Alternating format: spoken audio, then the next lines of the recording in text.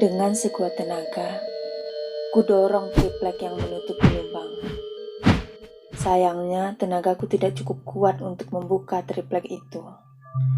Mungkin saja sosok yang menyerupai ayah menahan tripleknya dari atas, agar aku tidak bisa keluar. Tidak ada jalan lain. Aku harus turun ke bawah. Siapa tahu di bawah sana ada jalan keluar. Akhirnya dengan sangat hati-hati kuturuni satu persatu anak tangga. Lubang ini sangat gelap. Kakiku harus meraba-raba anak tangga agar tidak jatuh. Dengan susah payah, akhirnya aku berhasil menuruni tangga itu. Sekarang aku berada di sebuah ruangan yang lebih layak disebut gudang. Ruangan ini cukup luas. Banyak tumpukan kardus bekas di mana-mana. Dengan penuh waspada, aku mulai menelusuri ruangan ini. Apakah ayah tahu kalau ada ruang bawah tanah di rumah ini? Aku bertanya-tanya. Tiba-tiba, aku dikagetkan oleh sosok seorang lelaki berdiri membelakangiku di sudut ruangan. Aku semakin ketakutan. Lelaki itu mengenakan jaket hitam dan celana panjang berwarna hitam. Jadi kamu penghuni baru rumah ini? Lelaki itu bicara. Dia bertanya kepadaku.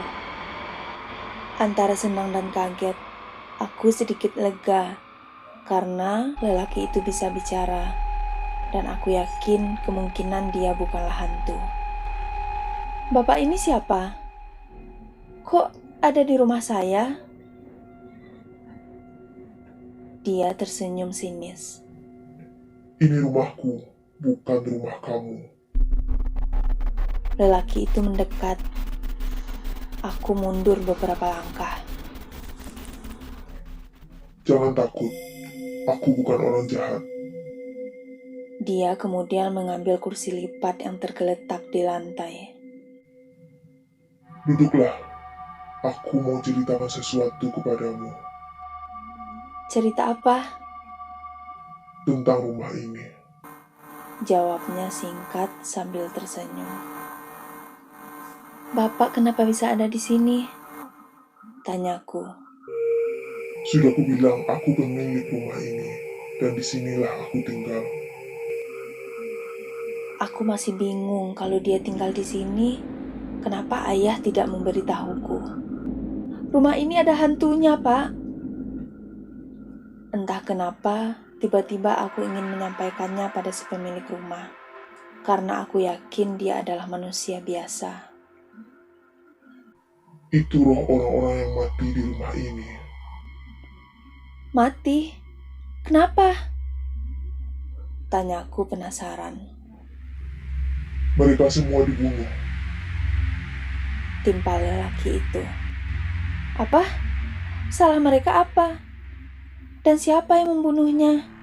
Aku sendiri yang membunuh mereka, karena aku tidak suka pada tingkah mereka.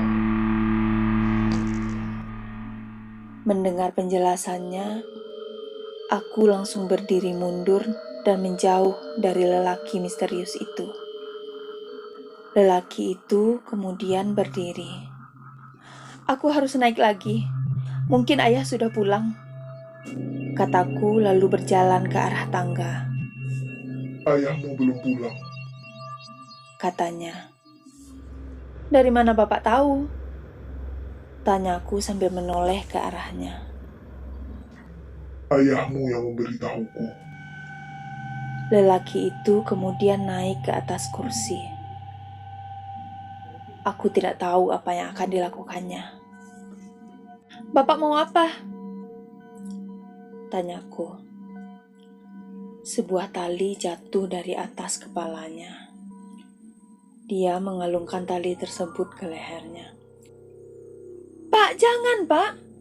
Teriakku. Aku menjerit melihat lelaki itu tiba-tiba gantung diri di hadapanku. Kedua matanya melotot. Kakinya bergerak-gerak. Dia sekarat dan mati begitu saja. Aku begitu syok dan buru-buru aku berlari ke arah tangga dan langsung naik ke permukaan. Sambil menangis, aku memanggil-manggil ayahku, berharap dia dapat menolongku. Sesampainya aku di puncak, triplek itu masih tertutup rapat. Aku tidak bisa membukanya. Sementara itu, ku dengar ada seseorang yang menaiki tangga. Jantungku langsung berdetak sangat kencang. Aku begitu ketakutan. Semua pertanyaan berkecamuk di kepalaku. Ayah, tolong! Ayah! Teriakku sekuat tenaga. Ku coba mengetuk-ngetuk triplek tersebut. Dan akhirnya perlahan ada yang membukanya. Tampaklah seseorang lelaki yang wajahnya tidak asing. Aku ingat dia adalah lelaki yang membantu ayahku tadi siang. Ayo nak, Dia mengulurkan tangan. Aku menyambut tangannya dan berhasil naik ke permukaan. kamu kenapa bisa masuk ke sini? Tanya lelaki itu. Ayah, ayah mana?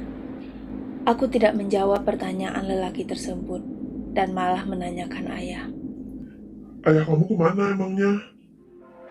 Tadi bapak lihat pintu rumah terbuka, makanya saya cek ke sini. Takutnya ada maling. Rumah ini ada hantunya, Pak. Aku takut, kataku. Hantu? Dia mengerutkan dahi. Iya, aku lihat hantu di rumah ini, kataku sambil terus menangis.